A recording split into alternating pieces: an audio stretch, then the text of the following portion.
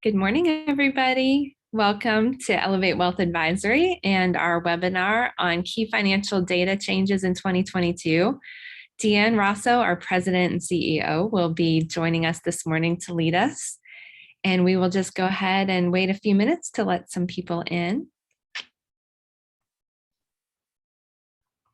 We're so glad you could all join in with us today.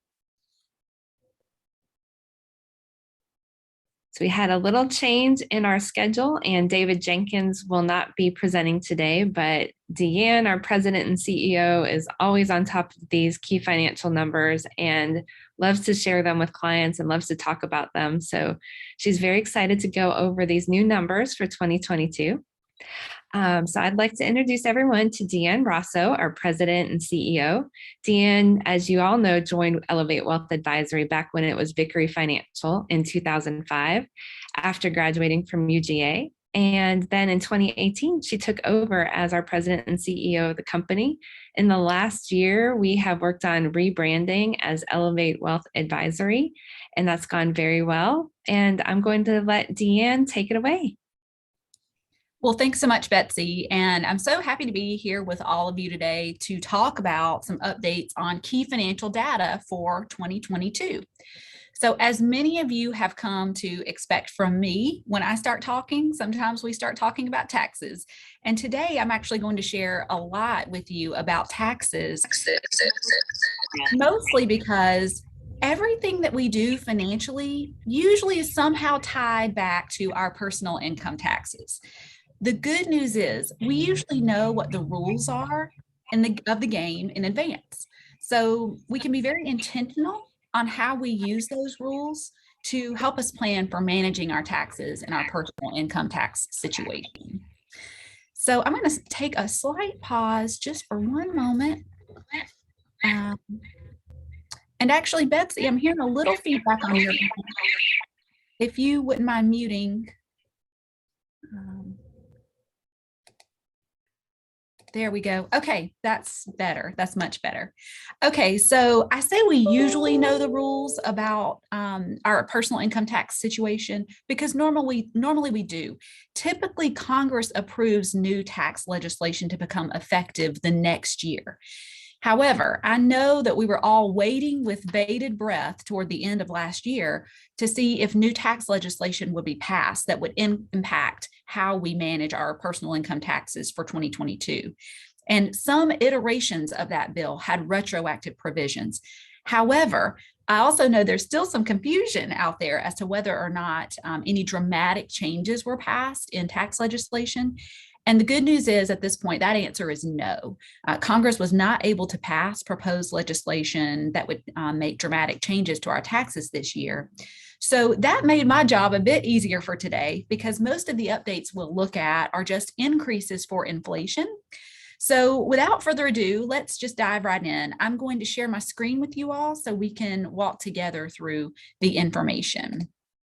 So let me get to that.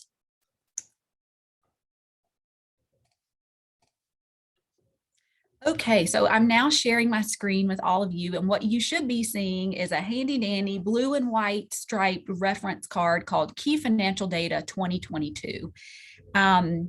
If you've been a client of ours for a while, or if you've attended one of our retirement planning seminars or classes, or really seen kind of any of my webinars, you've probably seen a version of this card. I was meeting with a client last week, and he said to me, "Oh, there she goes, getting out that little reference card again." And it's because I use this card multiple times daily when I am working on financial planning for my clients, particularly when it comes to income stream planning and helping them plan to manage their taxes. So this is such a handy reference and at a glance, if you will, for lots of important tax information mostly, but as you'll see, it's also got some retirement plan information on there, and we'll get to that in a bit. Betsy, I believe, has sent in advance to all of you a PDF that you can download of this reference if you'd like. I have my own copy here that I printed, and I believe she's also going to post that in the chat box just in case you didn't get yours or you want to download a copy while we're on here today. Like I said, I keep multiple copies of these next to my desk, and I have years going back, so I can always pull the latest card. In fact, here's my 2021 card, so I can easily look and compare numbers from the prior year over the current year. A lot of times this time of year, we're thinking in the reverse because we're getting ready to do our taxes for 2021. But I want to be sure you guys know that today I'm focusing on 2022 and the numbers that are going to impact your taxes for this current year. So let's just dive right in. I'm going to start front and center in this card, and I'm just going to zoom in on sections as we go along so I can talk about each section independently. I'm not going to talk about every section on this card, save some content for later in the year. But the number one thing, or the first thing that I wanted to talk about today was standard deduction.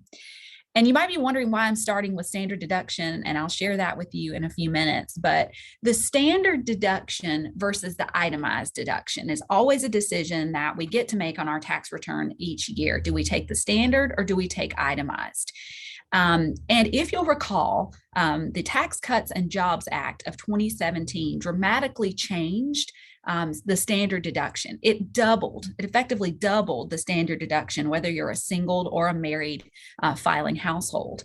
So now it was supposed to simplify how we do our taxes. And it does in many ways make it easier to make the choice between whether or not we take the standard deduction or the itemized deduction. But what am I talking about when I say the standard deduction? And what I mean by that is how much income really that the IRS gives us for free. So the standard deduction for 2022 has gone up to $25,900 for married filing jointly this year. It's gone up to $12,950 for single filers. And that's up. It was $25,100 for married and $12,550. So it's gone up a few $100s for both categories for 2022. So basically, when you take all of your income for the year, you get to take off this amount of standard deduction before you calculate what your taxable income is. And that's why I started with standard deduction.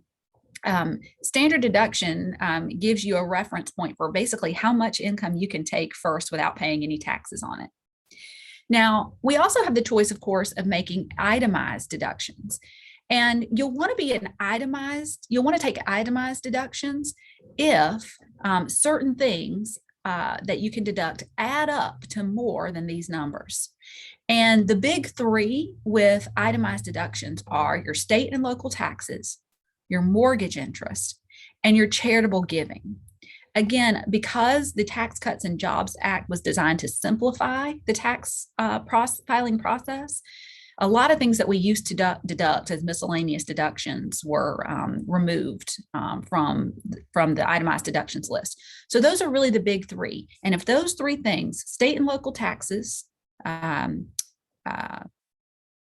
your mortgage interest, sorry, had a moment there, and charitable giving, if those three things add up, for example, for a married couple filing jointly to more than $25,900, you'll take the itemized deduction. If they are less than that, then you get more free money, so to speak, by taking the standard deduction. So for a lot of my clients, it's made a big difference in their planning over the last couple of years because they've shifted to taking a standard deduction versus itemizing. Also, we can see here that if you are a non-itemizer, which means you take the standard deduction, that if you're blind or over age 65, you get an additional $1,400 per person with either if you're single or if you're married. So that'd be two for a married filing jointly. If you're blind or over age 65, that you add to that standard deduction. So I thought this was a good place to start for today to give us a baseline and sort of how much free income we can take before taxes start to take hold, if you will. Another thing in this section is child tax credit. I'm going to just briefly discuss this because last year, under the American Rescue Plan, the child tax credit was raised, and also families started getting advanced child tax credit payments. So they got their child tax credit payments monthly. And what a lot of families may not understand about those advanced child tax credits that they got throughout the year last year, That is actually, like it says, an advance of the tax credit that you should get on your 2021 return. So if you're a family that has children and you've been getting those advanced tax payments, be aware that your typical refund may not be as much as you're used to getting, or you may even owe back a little bit, depending on how much you took or you got in advanced child tax credit. But the key point here for 2022 is that while the child tax credit was higher, I believe it was $3,600 per child last year, that was 1 year only, and it's dropped back down to $2,000 per child under age 17. And of course, there's an income phase out for that child tax credit as well. Okay, so that's where we start today. Standard deductions, really important to understand. And to understand how they impact your income as a whole. So now I'm going to shift over to tax brackets. So these are the two, or I guess two main tax brackets that I sort of deal with my clients on a daily basis, which are the single and the married filing jointly tax brackets. So what do we mean when we talk about tax brackets? Well, in the US, we're under a marginal tax rate system, which means that every dollar of tax or every dollar that we earn may be taxed at a different rate. And it starts out lower. So looking here at the single taxable income rate schedule, from $0 to $10,275. So essentially the first $10,275 we make is taxed at 10%. Then we shift into the next bracket. So from $10,000 to $41,775, we have that base amount of tax, which was 10% of that first $10,275, plus 12% on the dollars that are in this bracket. And that, if you fill up that bracket all the way, that equates to 10,000, or of the that equates to $4,807.50. Okay. So why did I start with standard deduction before talking about tax brackets? And it's because if you'll note here, it says taxable income. Your bracket is determined by your taxable income. So that means that it's actually not zero here. It means you take whatever your gross income was, so what you earned from your job, what you took out of your IRA, what you got from your pension or your annuities, all of those income sources that are fully taxable to you. And then you take off anything you may have added to a retirement account that's pre-tax, and we'll talk about that in a little bit. And then you minus from that your standard deduction to get your taxable income. So that's why I started with standard deduction, so you would understand where the taxable income amount comes from. Okay, so for married filing jointly, we still have 7 tax brackets in each category this year. For married file, or for all tax brackets, the incomes went up just a little bit over last year. So for example, in this single category, last year, the bracket stopped at $9,950, whereas as opposed to $10,275. So it's about a 3% bump that we got in income that we can take in the same marginal tax bracket. Okay. So a lot of times you'll hear us talk about strategies that we use called filling up the bracket or bumping the bracket. And that's what we're talking about here. We believe that the Tax Cuts and Jobs Act provided us with these marginal tax rates that are historically lower than we've seen in a number of years. So it's important to think about potentially filling up your bracket with income to take advantage of what's potentially a lower tax rate than we'll see in the future. So a lot of times we're working within the 12, 22, or 24% tax brackets. And right now I'm going to have my mouse hovered over married filing jointly. If your income is sort of in the middle here or kind of leaning towards one side of the bracket, we may want to do something like a Roth conversion or accelerate some income in order to fill up a 12% tax bracket. So we have single, we have married filing jointly. We also have a category called head of household. And what that means is you may be a single person, but have dependents in your household, typically children or maybe even adult parents that rely on you. So you should always talk with your tax preparer your CPA or your accountant about which filing status is most advantageous to you. There's also a married filing separately bracket that can be used in certain situations. So you want to make sure that you're using the tax bracket that is most advantageous to your personal situation, and your tax preparer can help you with that. Lastly, here on this column, we have estates and trusts. One of the reasons that we are so emphatic about planning for your estate transition and your legacy is to make sure that you understand what the tax implications are on estates and that you minimize that estate tax as much as possible, because as you can see, there's only 4 tax brackets for estates and trusts, and they accelerate pretty quickly. So we want to make sure that we're making plans, having wills, having trusts if that's necessary. Talk with your estate planner, your attorney, and if you need a recommendation there, we can help you with that, to make sure that your estate plan is in line to help minimize or avoid getting hit with larger than planned estate taxes. Okay, I know I'm just going over lots and lots of numbers and data here, but I'm going to shift to the middle of the card here and talk for a moment about tax rates on long-term capital gains and qualified dividends. Before I get to this section, what I want to do is shift over to another handout that we use sometimes we affectionately call this the tax buckets. So when we're talking about tax buckets, what we're talking about is account types and how they're taxed. So we know that we invest to earn a rate of return, right? And how much our investments grow really depends on how aggressive or conservative we are with those investments. So that's investment planning, and it's its own topic for another day. But what account type you put those investments in matters from a tax standpoint. So I kind of think about this sometimes as the wrapper on the investment account. What kind of tax wrapper do I have on my investment account? So the 3 buckets that we refer to in this regard are tax deferred, tax advantaged, and tax free. And how they work, generally speaking, is in your tax deferred bucket, pre-tax dollars go into this bucket.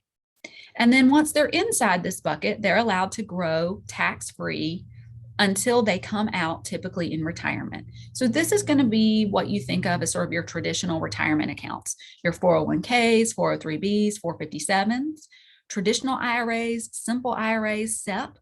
If you have pensions or annuities that contribute to your retirement income, all those account types, your dollars went in before you paid any tax on those.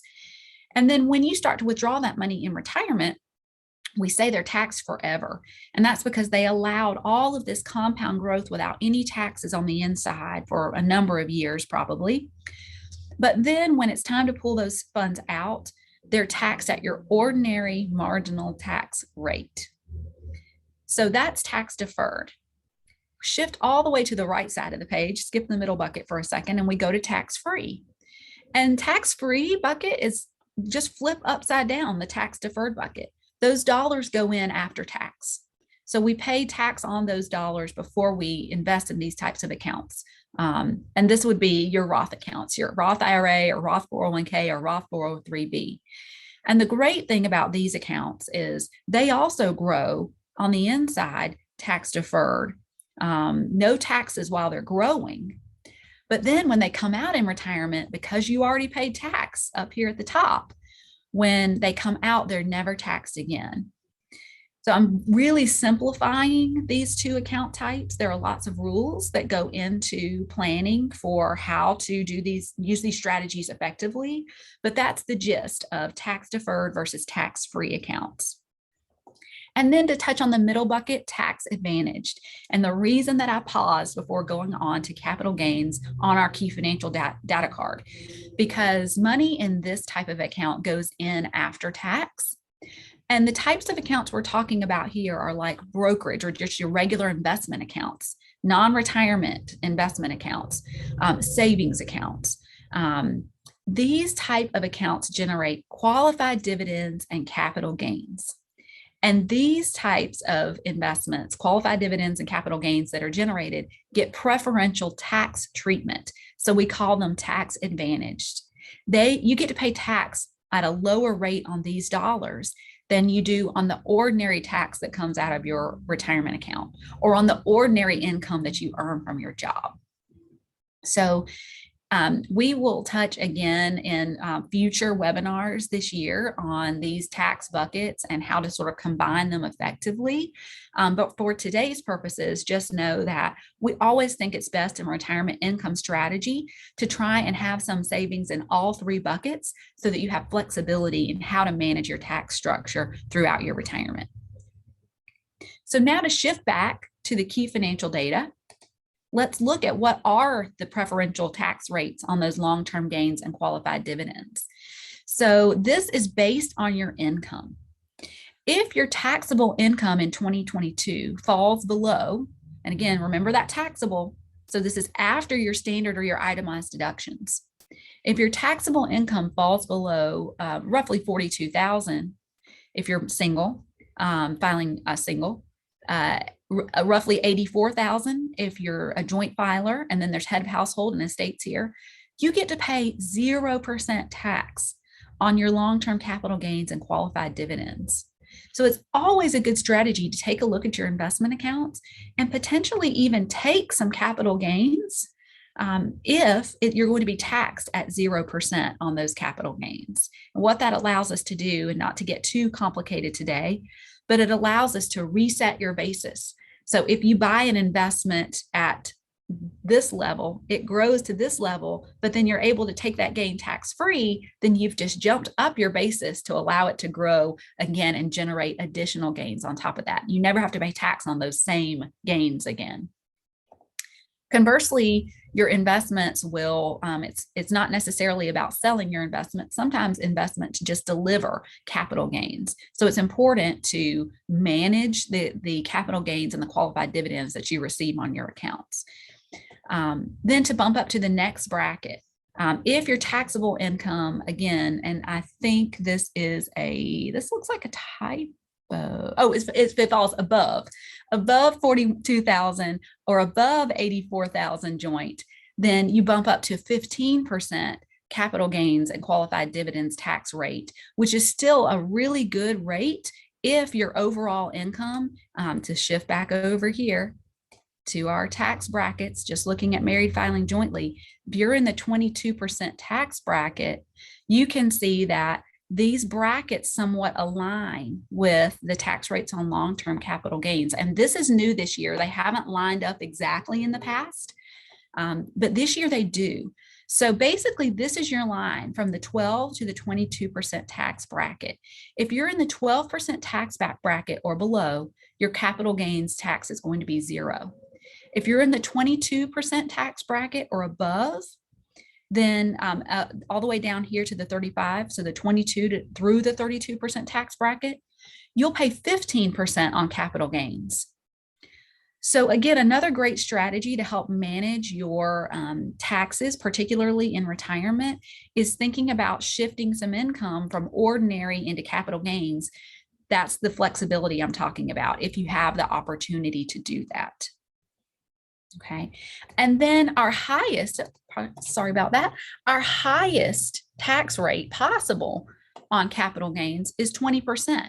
So anything over in those highest tax brackets, you'll pay 20% tax on long-term gains and qualified dividends. So as you're beginning to see, probably the tax code, and as you already knew, is not just simplistic and straightforward. There are lots of rules. And again, we typically know what these rules are, so we can be intentional about how we apply these rules to your tax situation. All right, so here we're going to move on to the next little box on the front of our card, which is 3.8 tax on the lesser of net investment income or excess of magi over a certain rate. So just know that if your income, and that this is MAGI, stands for modified adjusted gross income.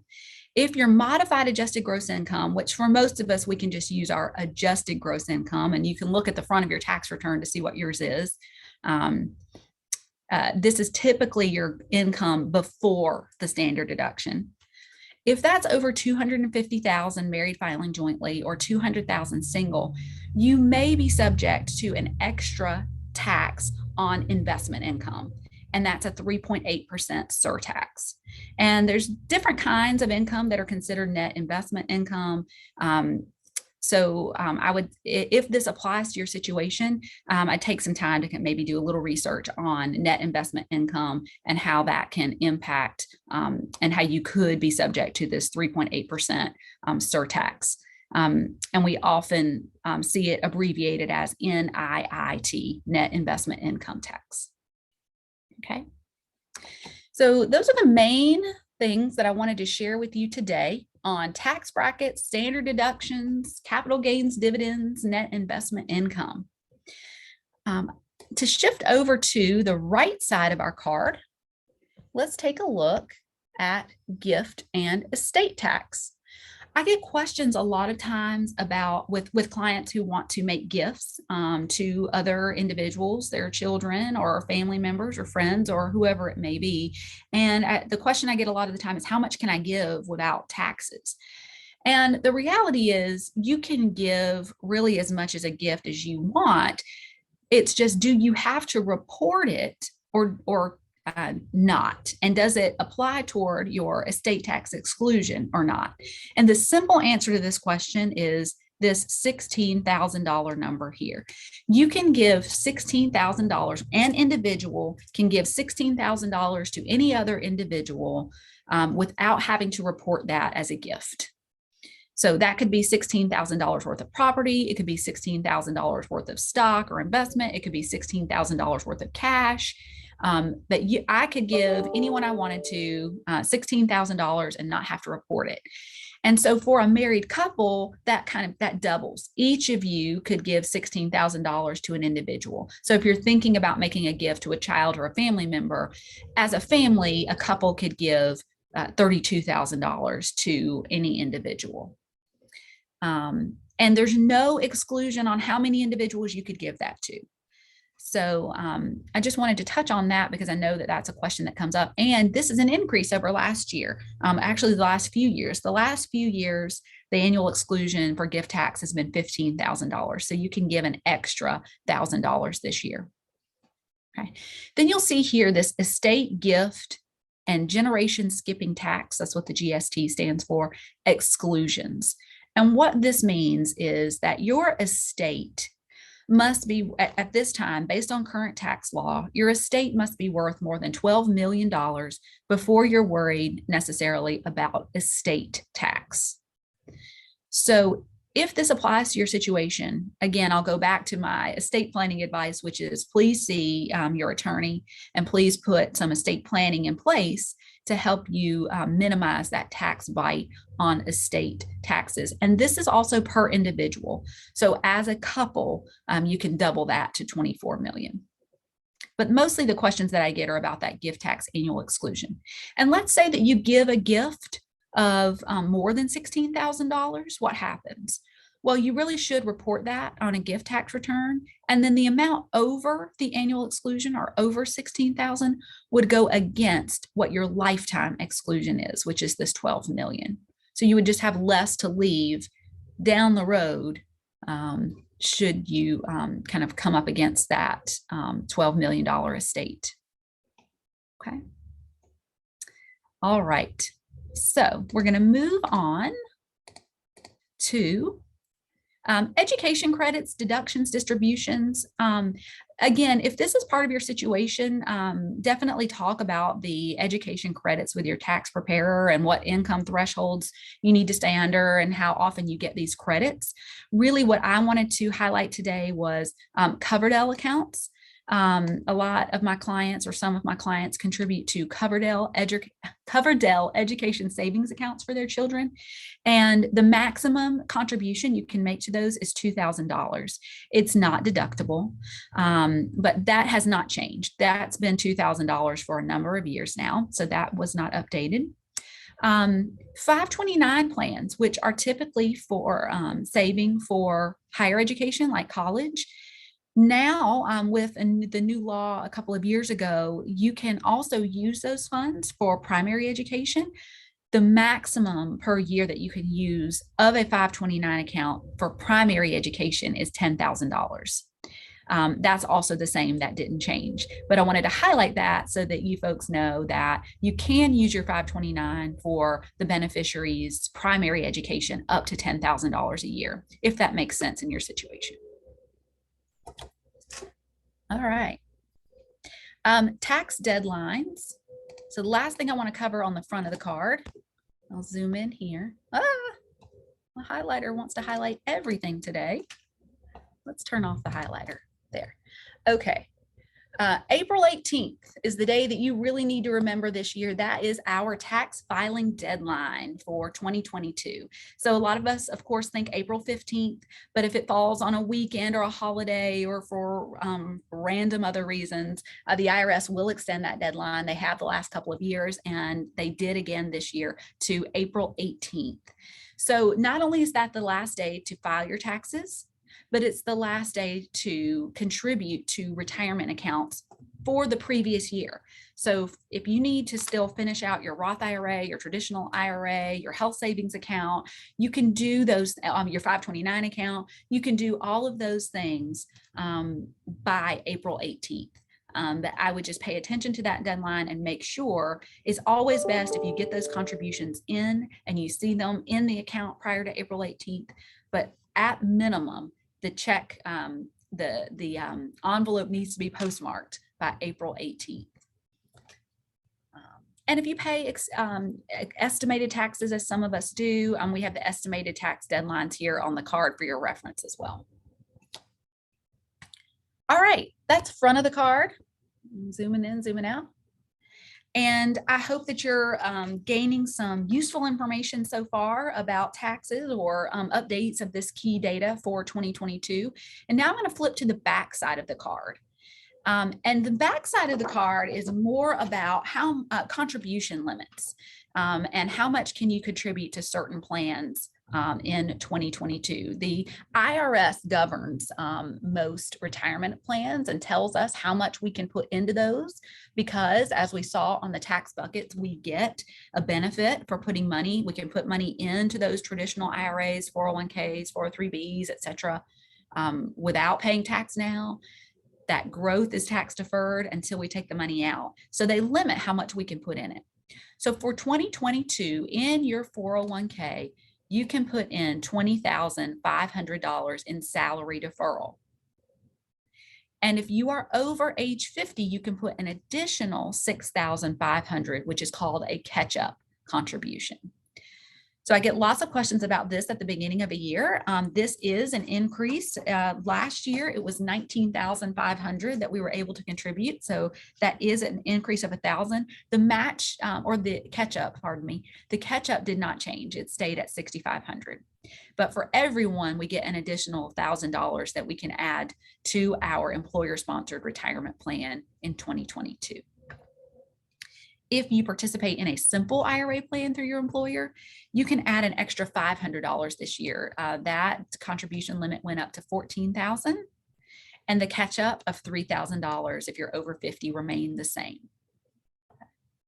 So don't forget to update your contribution levels if you want to maximize your plan contributions for 2022. Okay. All right, IRAs. IRAs also have contribution limits, and those did not change this year. They stayed at $6,000 for your traditional deductible up here, and you get an extra $1,000 catch-up if you're over age 50. Traditional deductible IRAs do have income limits, and the income limits increased a bit. So if you are contributing to a traditional IRA, you want to make sure that your income limit stays within the bracket, particularly if you're covered by an employer-sponsored retirement plan. And the limit for Roth IRAs is the same. It's $6,000 and the $1,000 catch-up. So if you're over 50, a total of $7,000. And there are income limits for contributing to Roth IRAs as well. Can you do both the traditional and the Roth IRA? Yes and no. You can contribute to both, but the what you put in each count adds together, they aggregate. So you can't put more than $6,000 between both your traditional deductible and your Roth IRA. Choose one or the other, or do a combination of both, but make sure it stays under that limit of $6,000 and the extra $1,000 if you are over age 50. I talked a moment ago or a few moments ago in the tax brackets, we were talking, I briefly mentioned Roth conversion. There's no income limit on doing a Roth conversion. And what I mean by that is taking funds from your traditional IRA, which of course, as you know, we're on that bucket on the left, moving those into that bucket on the right. That's the conversion part. And you pay tax when you do it, but then you pay tax no more once the dollars are in the Roth bucket. So if you are on the edge of one of those brackets and you want to take advantage of the tax bracket you're in, you may want to consider a Roth conversion sometime this year. There was a lot of worry that Roth conversions were going away based on some of the proposals in Congress last year. However, again, none of that legislation passed.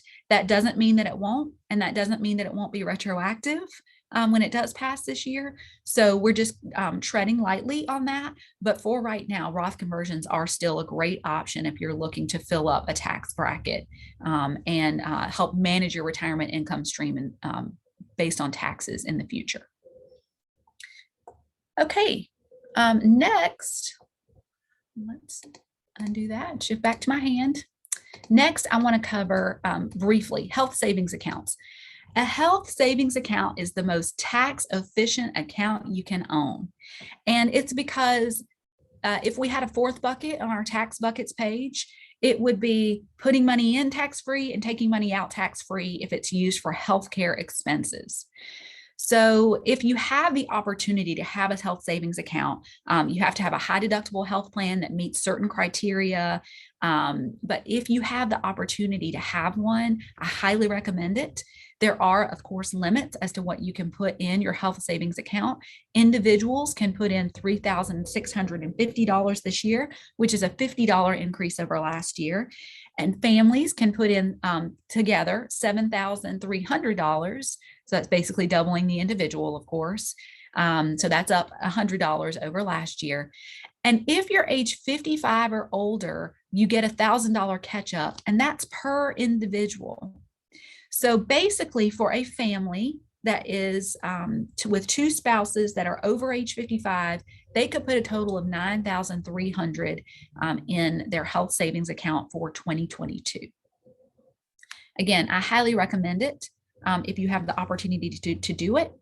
And those funds are allowed to grow tax deferred, and they are allowed to be pulled out to reimburse expenses from years ago, as long as you have receipts from that. So it's a great way to plan on saving and spending for healthcare in retirement. If you want to talk about that anytime, just let me know. Long-term care premiums in this next box. Again, briefly, if you have long-term care insurance, some of your premiums can qualify as a deductible medical expense, and it's based on your age. So here are the age brackets. If you're under 40 and you pay a long-term care insurance premium, up to $450 of that premium could be included as a medical expense when you are adding up your medical expenses for your deductions in 2022. So when we talk about medical expenses and deductions, this would make the assumption that you are itemizing your deductions, and medical expenses are subject to a 10% floor. So you have to have more than 10% of your adjusted gross income in medical expenses before any of that amount is deductible. So anything over, any of your medical expenditures that are over 10% of your adjusted gross income, you could use that as a medical expense and deduct that on your tax return. So again, that's a little complex and a little out of the scope for today, but just know that it's something to consider if you do have a long-term care insurance policy and you pay a premium, because if you're over 70, you get to deduct a significant amount of your premium if you have other medical expenses to add that with, and that would be more than 10% of your adjusted gross income. All right. So let's see. Last couple of things that I wanted to touch on are just Social Security and how is Social Security taxed? Because this is, of course, with Social Security, there are lots of questions and lots of things that are sort of mysterious to us, and lots of things we have to figure out before and during retirement. What Social Security strategy is right for you? So the tax that you pay on your Social Security benefit is dependent on what's called your provisional income. Let me highlight that. So what do I mean by provisional income? Well, luckily, down here towards the bottom of our box, I need to figure out how to use this highlighter better. Down here towards the bottom of our box, it gives us the definition for provisional income. So your provisional income is your adjusted gross income, not including your Social Security. So all those other sources you get, IRA withdrawals, pensions, annuities, earned income, W-2 income, add up all of that gross income, plus tax exempt interest. So if you have things like municipal bonds that give you interest that is tax exempt, you have to add that back in for this calculation, plus half of your Social Security benefit. So only half of your Social Security is considered when it comes to figuring out how much tax you pay on Social Security. So complex, right? Yes. But after you figure out your provisional income, if you're married filing jointly and you have under $32,000 in provisional income, there is no tax on your Social Security. Between $32,000 and $44,000, it's up to 50% taxable. And if you're over $44,000, it's up to 85% taxable. So I'm going to make a quick plug here for our next month's webinar, because next month I'll be talking about tax planning through the 4 phases of retirement. And I'm going to show you an example of what we call the Social Security tax torpedo. And it has to do with provisional income and these brackets right here, and how the way that you stage your income sources in retirement can impact the amount of tax you pay on Social Security. And of course, there is also the bracket for single head of household, and the provisional incomes are a little lower that determine how much of your Social Security is taxable. Okay. All right, we are in the wind-up phase here, and the last couple of things I want to touch on are on the right side of your key financial data card on the back, Medicare premiums. Again, we're going to have a whole webinar on Medicare next fall, or you can go back and listen to the Medicare webinar that we did last year. Very similar information. Not a ton has changed since last year, and it will give you really good insight into the numbers that I'm sharing here. But basically, the premium that you pay for Medicare once you reach age 65 and you're on Medicare is dependent on your MAGI, that modified adjusted gross income. So, and it goes back 2 years ago. So if you're currently on Medicare this year, or if you're 63 and you know that 2 years from now you're going to start Medicare, then you need to pay attention to which in MAGI, or your adjusted gross income, and which bracket you fall in to know what premium level you will pay for Medicare Part B. Part A is free, Part B is a premium, and then you'll have a drug plan or perhaps some supplements. But it's really interesting what happens, because once you go $1 over into the next bracket, you're automatically bumped into the next Medicare premium tier. And again, I'll talk about this in more detail next month, but just note that it is really important to pay attention to these tax brackets. And if there's any planning that can be done to keep you in a certain bracket so you pay a lower premium, you should consider that.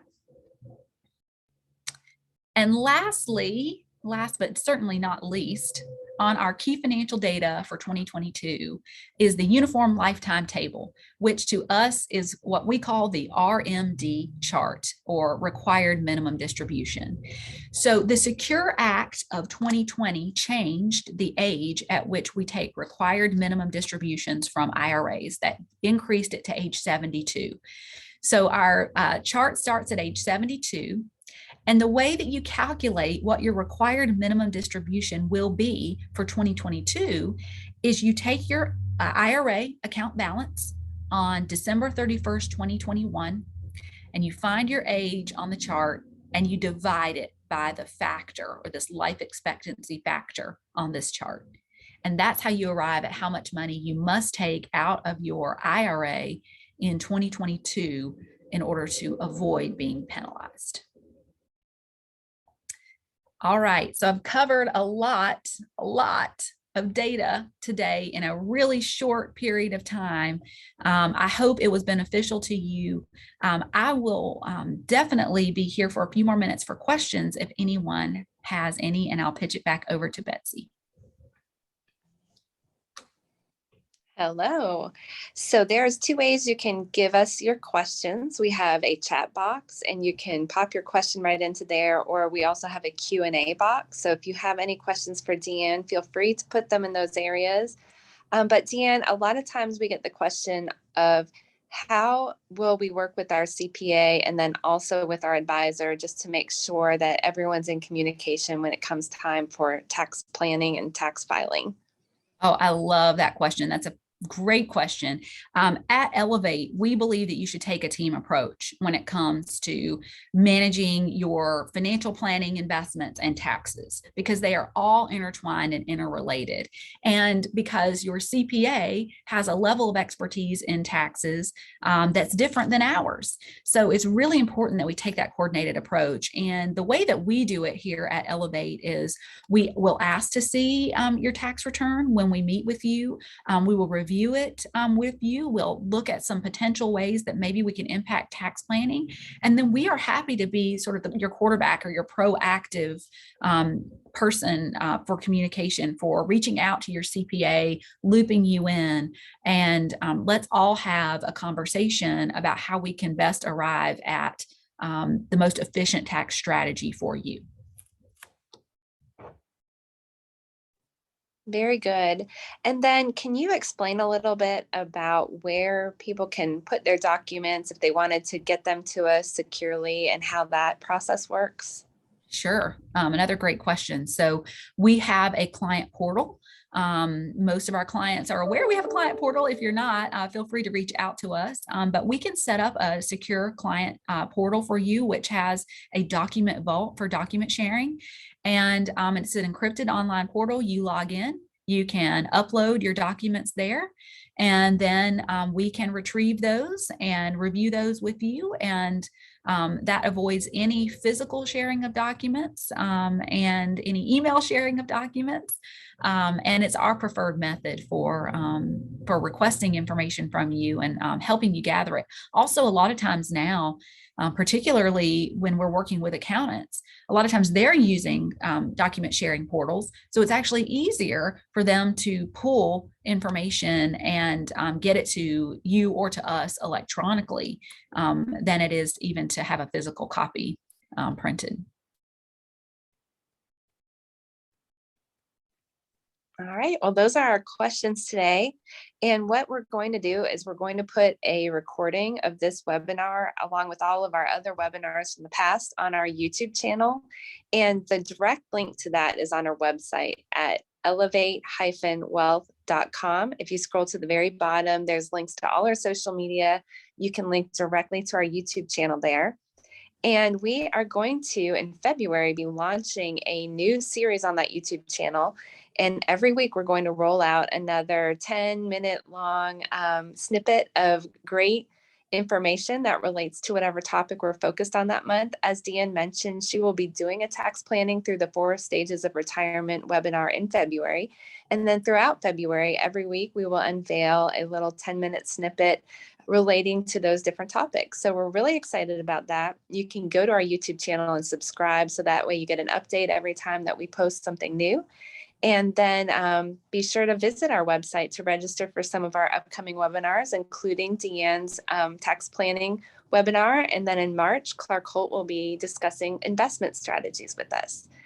If you think of any questions, just feel free to email me at betsy.reeves@elevate-wealth.com. And that's in the chat box if you need it. And then if you'd like a hard copy of that financial data card, I'm happy to mail you one too. So thank you so much. Oh, wait, we have 2 more messages. Hang on one second.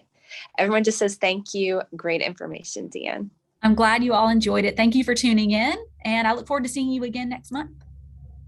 Thanks so much, everybody. Bye.